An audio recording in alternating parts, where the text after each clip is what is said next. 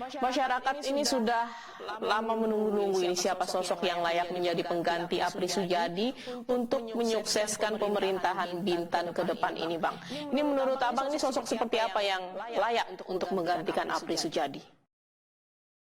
Ya, jadi saya kira pertama masyarakat Bintan harus bersabar dulu untuk mencari wakil bupati ya, karena memang Bupati Apri Sujadi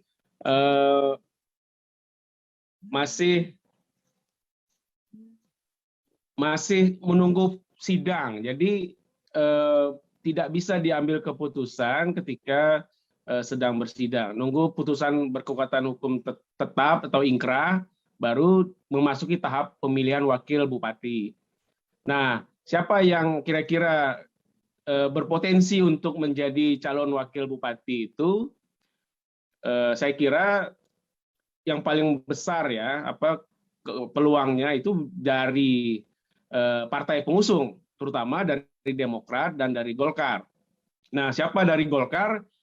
Tentu yang kita tahu ada Wakil Ketua DPRD yaitu Ibu Pipen, yang juga Ketua DPD Golkar. Kemudian ada Saudara Gentong Asriawadi. Kemudian dari Demokrat, kalau kita lihat nama-namanya yang memiliki peluang itu seperti misalnya Husnizar Hud yang sekarang ikut menjadi calon ketua DPD Demokrat Provinsi. Kemudian ada nama istri Apri Sujadi yaitu saudari Debbie. Keempat nama ini saya kira akan berpeluang untuk mengisi posisi wakil bupati itu karena mereka memang memiliki pertama kursi yang banyak di DPRD. Demokrat itu ada 8 kursi, kemudian Golkar ada 6 kursi. Tentu mereka memiliki tinggal sedikit saja menambah koalisinya untuk mendapatkan posisi wakil bupati. Saya kira itu dulu ya. Ya, sambil menunggu Apri Sujadi ingkrah ini, apakah Robi mampu menggantikan posisi Apri Sujadi, Bang? Di mana masih tergolong baru dan belum banyak pengalaman untuk memimpin Bintan. Saya kira tidak ada persoalan lah kalau hanya melanjutkan proses pemerintahan yang ditinggal oleh Bupati Apri Sujadi, karena memang mekanisme pemerintahan ya tetap berjalan seperti biasa.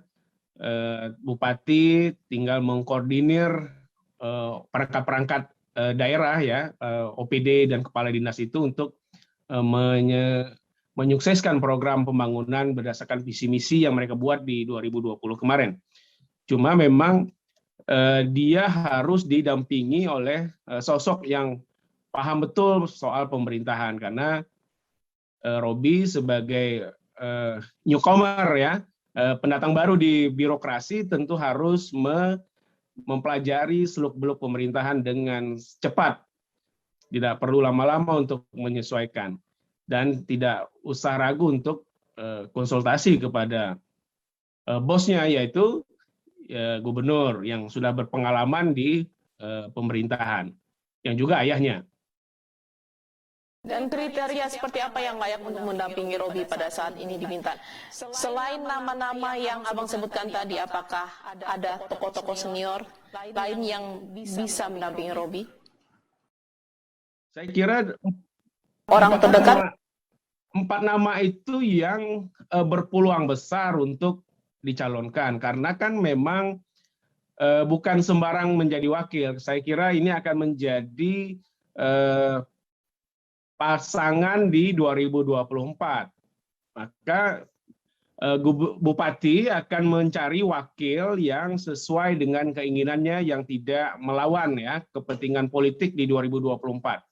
Maka wakilnya nanti harus orang yang memiliki komitmen yang sama, yaitu maju bersama lagi di 2024. Maka siapa yang kira-kira bisa dibujuk atau diajak untuk bekerja sama itu, maka sosok-sosok yang mau bekerja sama itulah yang saya kira akan dikondisikan pada saat pemilihan nanti. Karena kalau misalnya wakilnya punya hasrat untuk menjadi Bupati Bintan, maka itu akan menjadi hambatan dan akan menjadi lawan Robi di 2024. Maka dapat dipastikan bahwa wakilnya nanti adalah orang yang akan menjadi wakilnya di Pilkada Bintan 2024. Saya kira kedepannya seperti itu yang mungkin akan dihadapi. Apakah sosok yang untuk tangguh dalam mengelola sektor pariwisata, Bang? Karena memang Bintan kan pada PAD-nya ini sektor tersebut memungkinkan bahwa sosok orang yang mengisi adalah sosok yang mengerti dengan dunia pariwisata. Atau ada yang lain, Bang? Kalau sosoknya di Bintan itu pariwisatanya kan sudah jalan ya, tanpa ada bupati atau wakil bupati yang hebat pun dia tetap jalan ya, karena Lago itu sudah berjalan normal, sudah bagus. Cuma kan sekarang tinggal kondisinya masa pandemi sehingga mereka tidak ada kunjungan wisata asing. Nanti setelah normal, pandemi mulai menjadi endemi, saya kira Lago langsung tancap gas, sehingga kepala daerah yang mesti kita kawal bersama adalah kepala daerah yang memiliki integritas yang baik, ya, yang memiliki pengetahuan yang luas, kemudian ya tidak neko-neko lah, karena memang Bintan ini kan sudah tercoreng, baik waktu di zaman dulu ditangkap KPK, sekarang tahun 2007 ya, kemudian sekarang 2021 juga ditangkap KPK.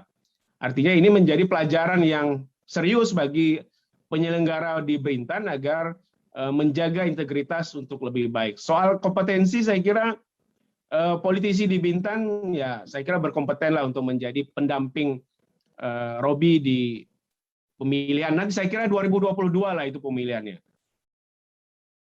Ini terkait kepemimpinan Robi ke depan ini, Bang, pasca nanti Apri Sujadi sudah ditetapkan bersalah oleh KPK, ini apa yang perlu menjadi perhatian ke depannya oleh Robi? Pertama, dia harus mengisi pos-pos kosong ya, kepala dinas yang selama ini banyak kosong. Saya kira hampir 10 orang kepala dinas yang akan diisi dan mempersiapkan mereka yang pensiun.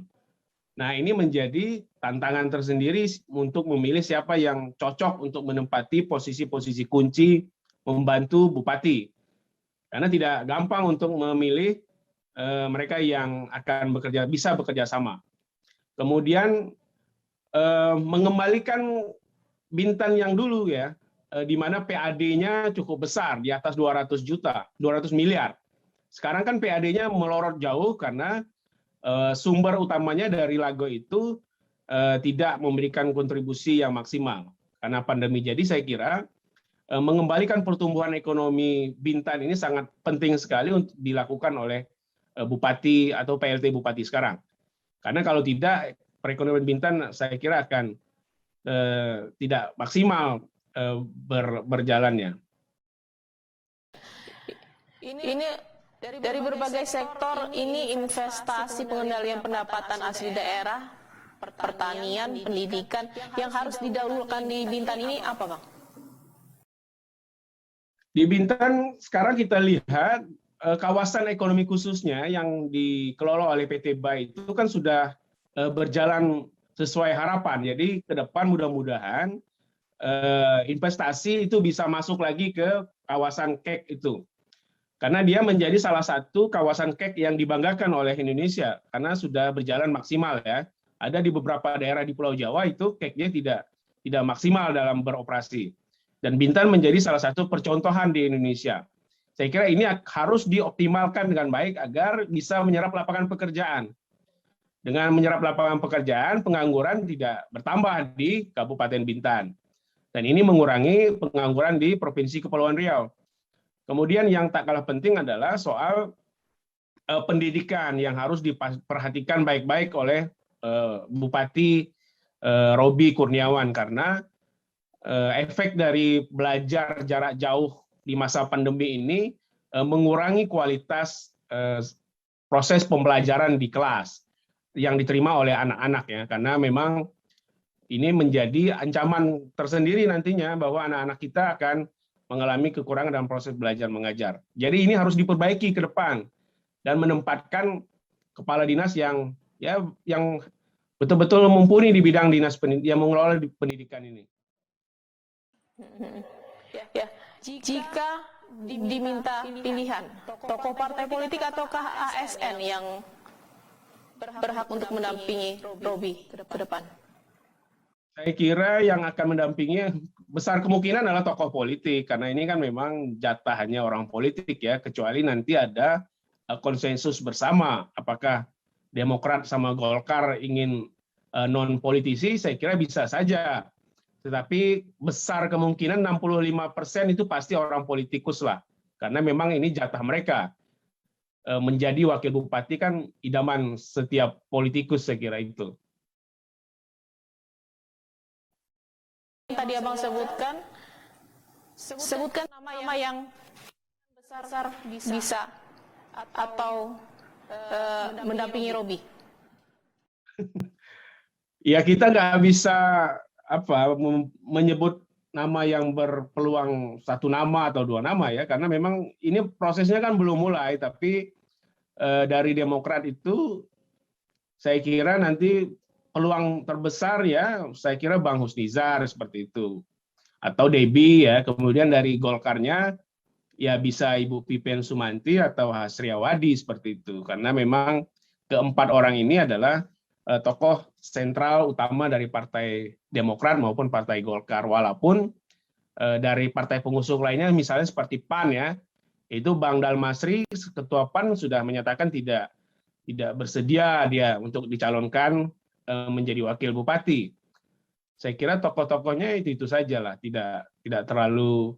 Kalau kita lihat ketua DPRD Agus Wibowo, mungkin dia sangat menyayangkan posisi ketua DPRD kalau dia ingin menjadi wakil bupati, karena dia harus mundur terlebih dahulu untuk bisa dicalonkan. Saya kira itu. Ya.